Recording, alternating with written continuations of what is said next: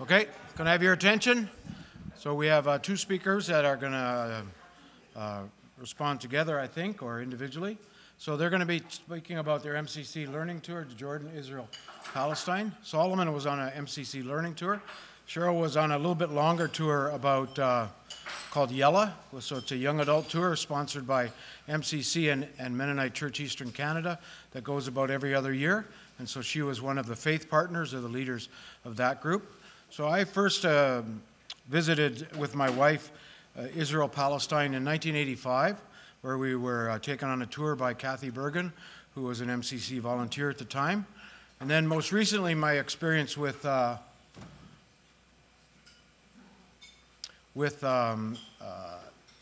Israel, Palestine, is that our daughter served with Christian peacemaker teams, and she got kicked out, or she was not allowed to go back in because of her work on human rights and documenting the abuses that go on every day in places like Hebron and other places in the West Bank.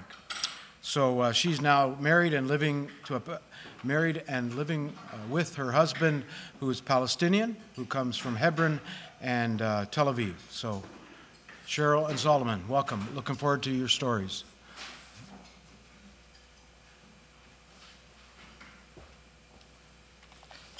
Good afternoon, everyone.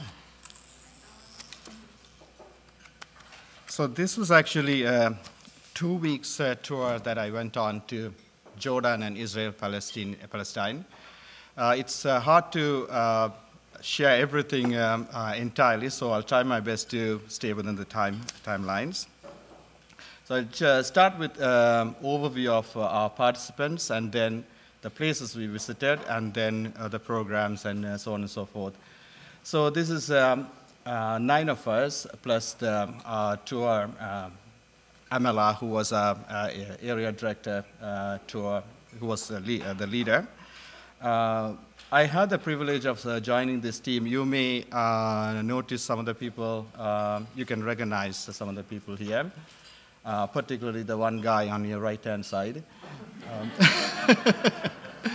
So basically, all of them are deeply rooted with MCC history, and I would say there were 4 board members, including 2 board chair in that group, coming from US and Canada from different MCCs. Actually, one person is missing here, who was Wayne Bremner. He was the one taking the picture, actually. So I have another picture of him too. You can move to the next one, just to show right there he is.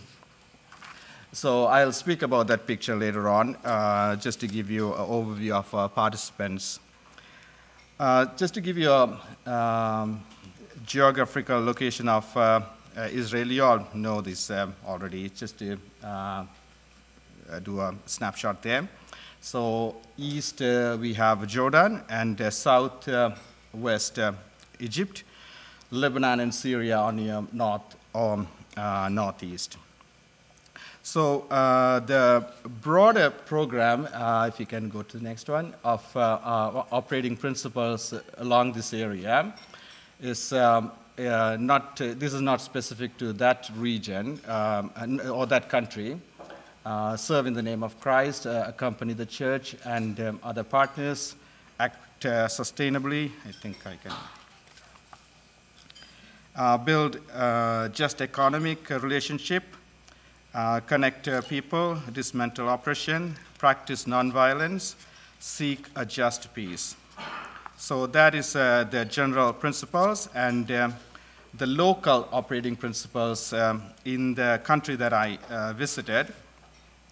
So this one, there should be more. Oh, there you go. Commitment to respect human rights, and outlined in the Universal Declaration of Human Rights, international conventions, covenant and conventions.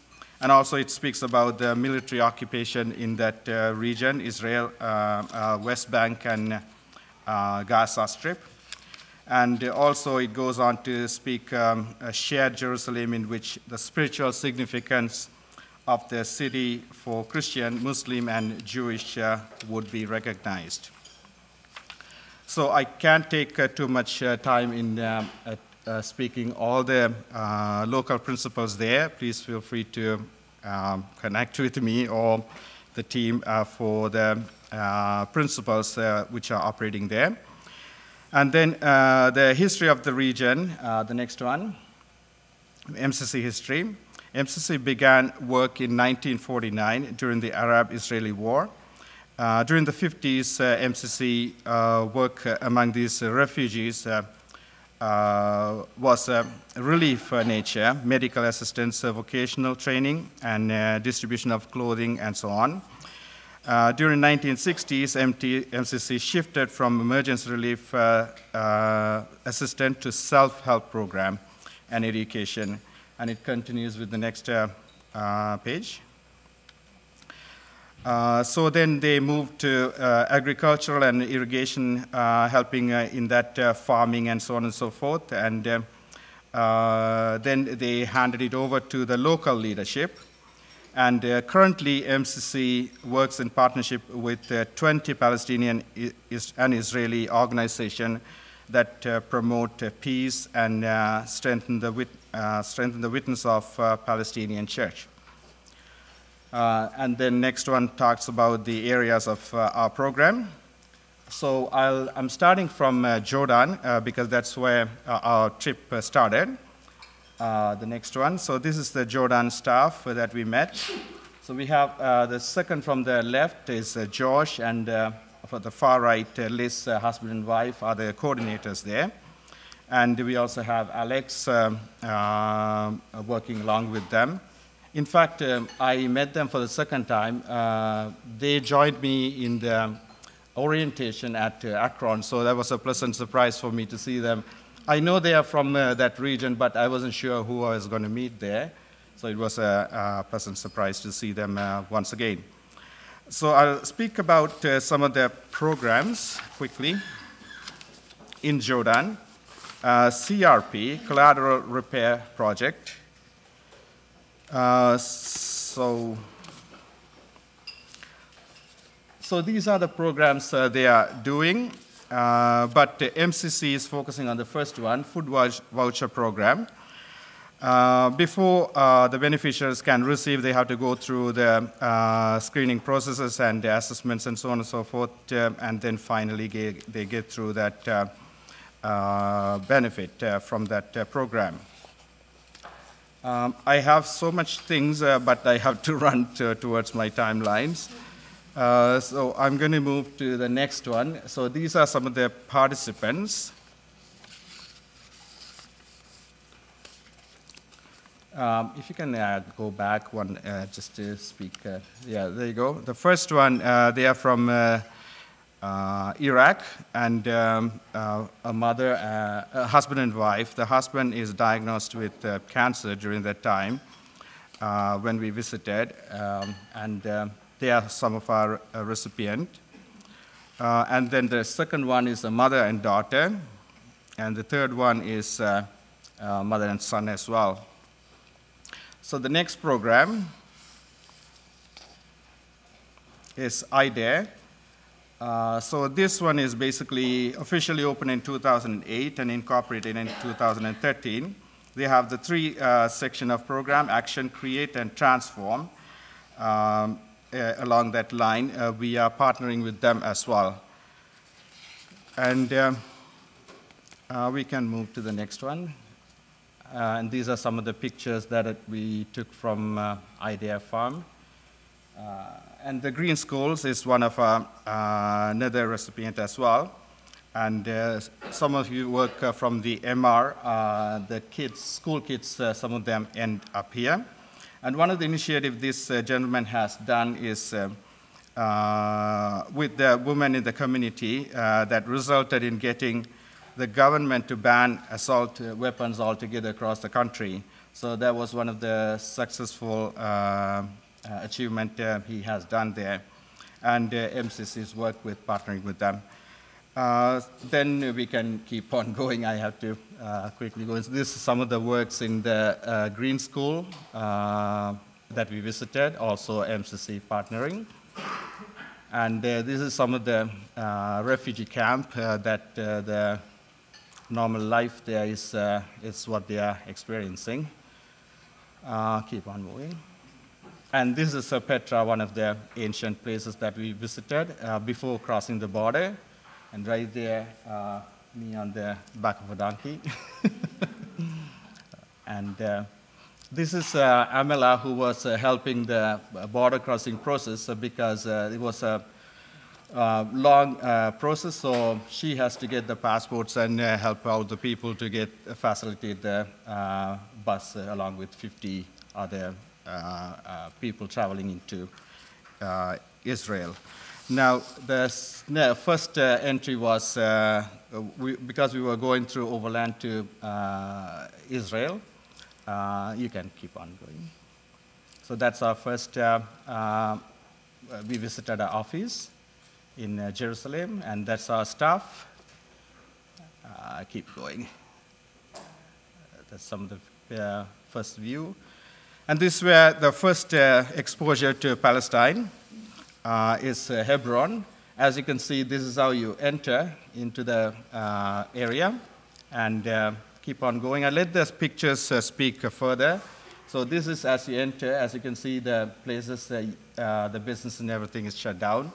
And you can barely do anything. I'll hand it over to Cheryl to take a few minutes.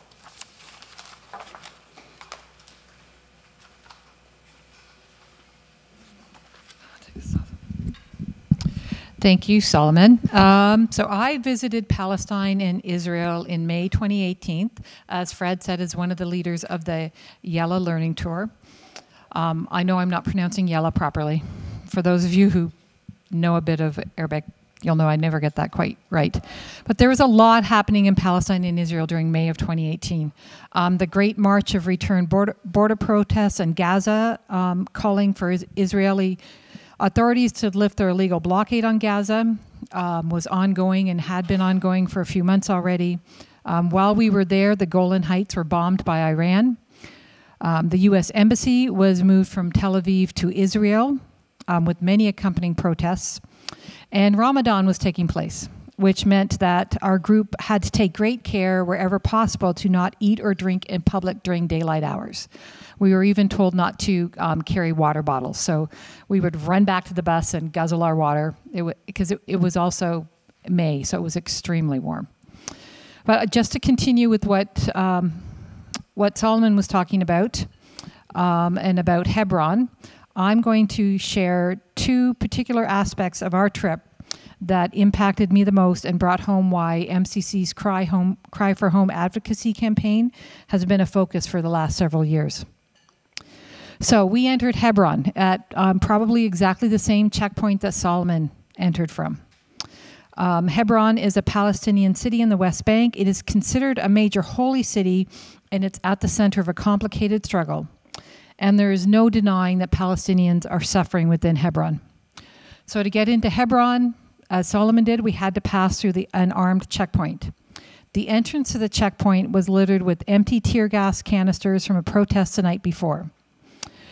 We had passed through armed checkpoints, several of them, before during our trip, and they'd become a bit commonplace, but for some reason, this one seemed particularly sad and intimidating. After we passed through the checkpoint, one of the guards gathered us up and told us to smile and have a good time. And we looked around the empty streets and the many cameras that we could see. There was cameras everywhere watching us. The patrolling soldiers, the boarded up shops and houses that used to be filled with vibrant families. And I just wondered how he couldn't see the suffering. So there were two very specific other things that I saw in Hebron that were particularly impactful. First, our Palestinian guide had for an arbitrary security reason, was not allowed to cross at the same checkpoint. So as we entered, he had to walk an additional 45 minutes to another area. And when we finally did meet up, he had to stay on one side of the fence and in order to talk to us. The fence was just a line. There was no gate at either end of that fence. It was just an arbitrary, in my opinion, intimidation tactic that did not provide any security at all. If he walked to our side of the fence, he would be immediately arrested.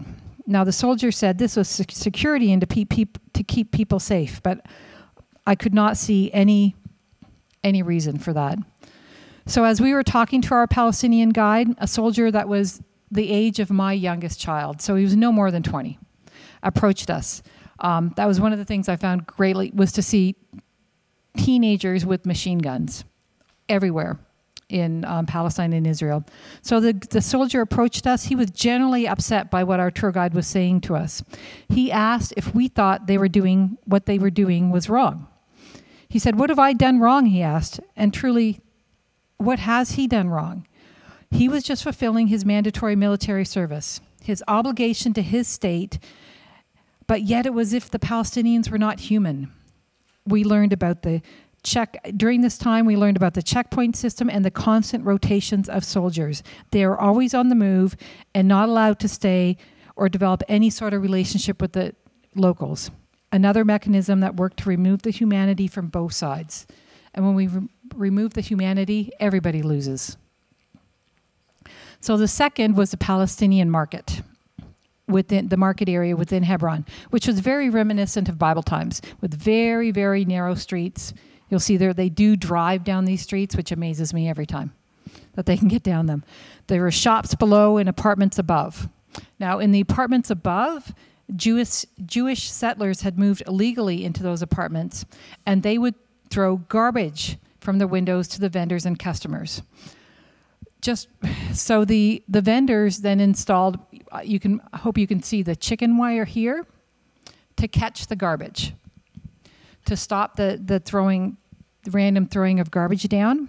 So in response, the settlers now throw dirty water and bleach and other chemicals on the customers below. Later that evening, as our group debriefed, we left Hebron, we went back to our hostel, we debriefed looking over Jerusalem and the call to worship, and we just wept. We wept at the humanity of Hebron on both sides. There is no winner in Hebron. And I'm going to turn it back to Solomon to continue.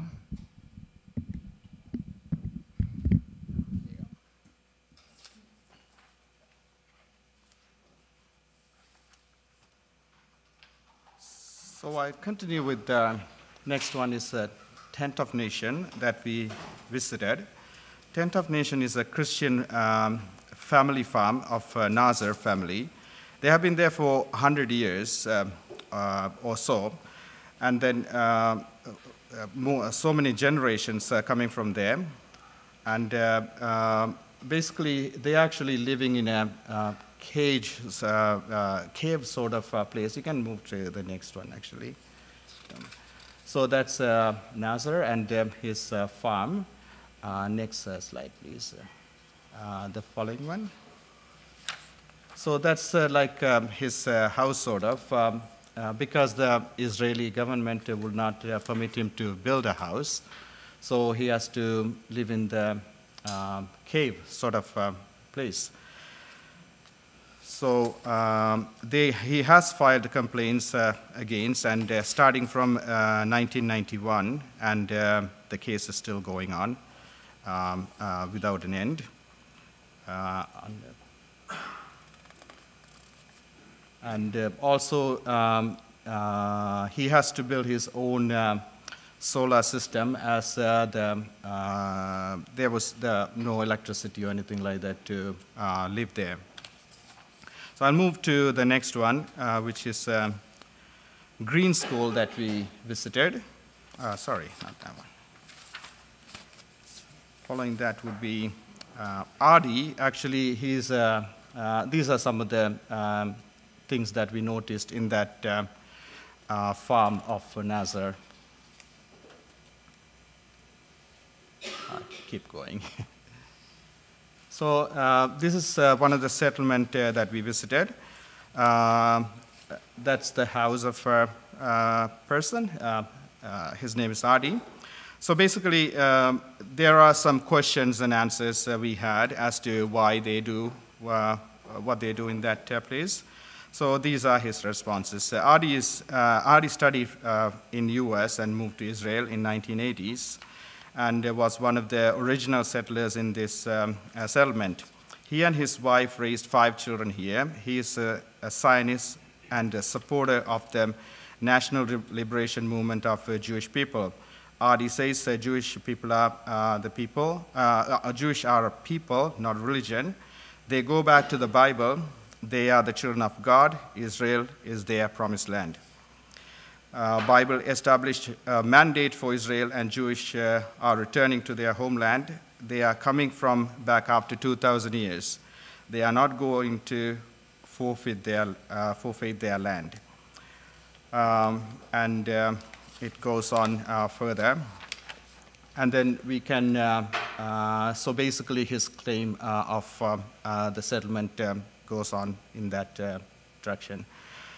The next one is Stop the Wall. We had a tour at Ramallah. This is also, they are working to fight against express their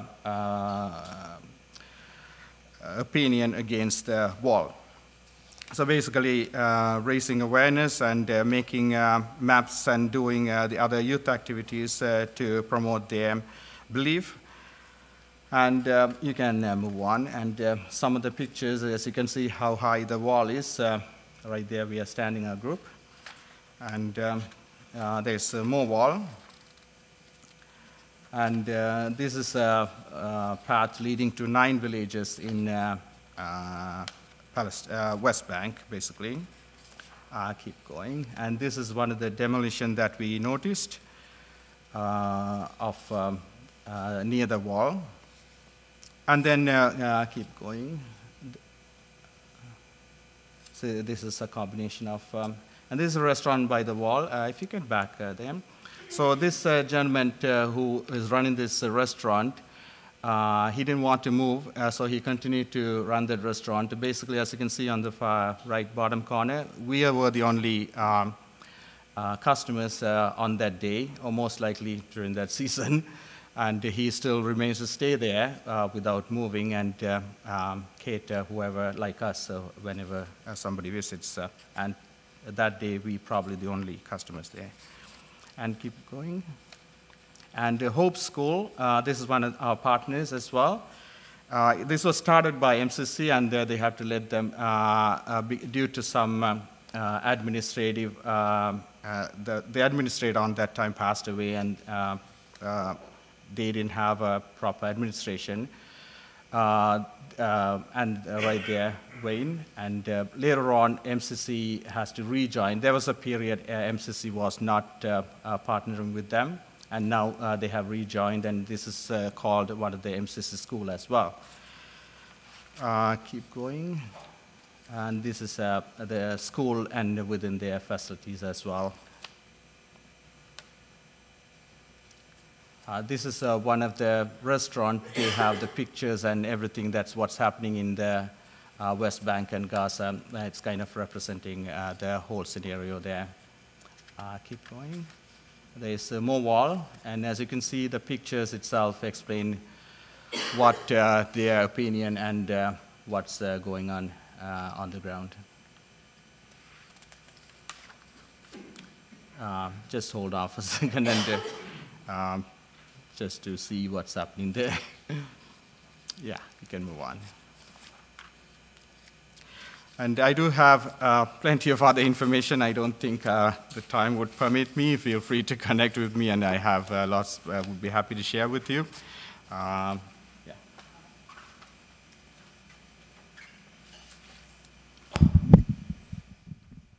I'm going to just finish off with the second most impactful part of my trip. There was lots of impactful parts, and I do need to say that I really resisted preparing for this presentation because it brings back so much angst.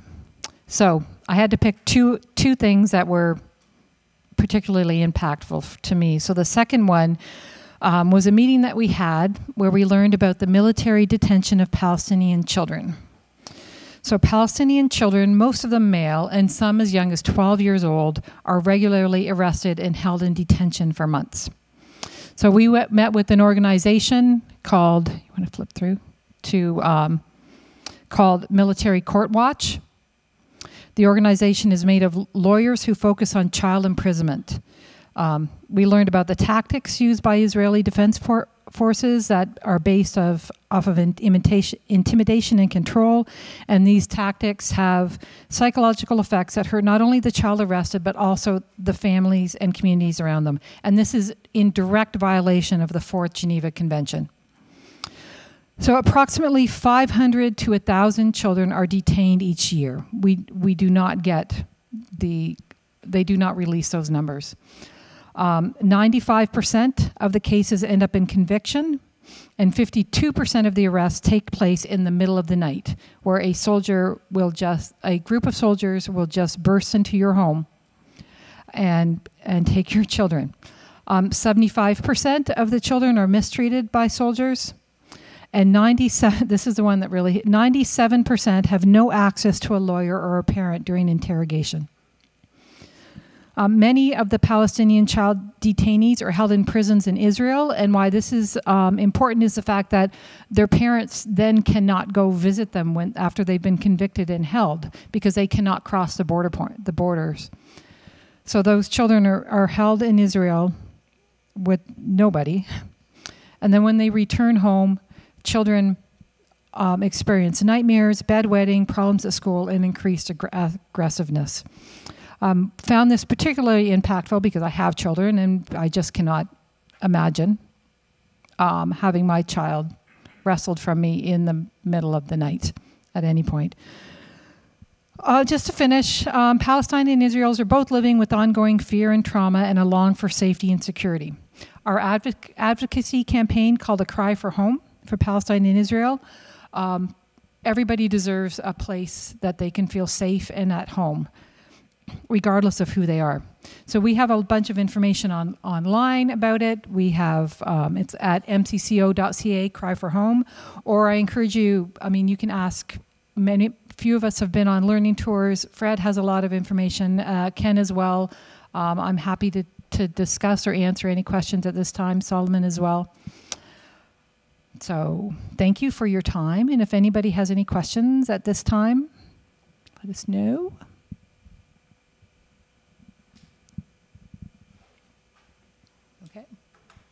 Well, thank you then for attending. We're happy to, if you want to talk about this privately as well. I know it can be a very controversial issue in our churches and within our faith communities. Happy to discuss it. And thanks again for coming. Thank you.